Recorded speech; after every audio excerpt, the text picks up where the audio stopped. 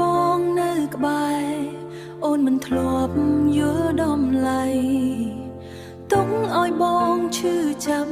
ដោយពាក្យត្រជាក់របស់អូនគិនថាបងមិនទៅណាទូងអូនធ្វើខុសប៉ុណ្ណាទើបថ្ងៃនេះហាទើបថ្ងៃនេះនៅម្នាក់ឯងដឹងថាបាត់បងអ្វីផ្ទះចាស់នៅដដែលតែគ្មានសំឡេងបងទីបេះដូងដែលធ្លាប់កក់ក្ដៅប្រែជាស្ងប់ស្ងាត់អូនស្ដាយក្រោយតែបាត់បង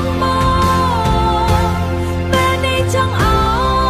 ក៏គ្មានឱកាសទីទឹកភ្នែកហូររយប់ព្រមមនុស្សដែលស្រឡាញ់អូនចិត្ត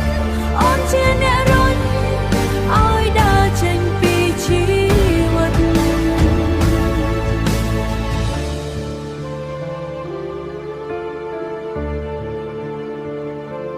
រូបថតនៅក្នុង Facebook នៅតែរំលឹកអនុស្សាវរី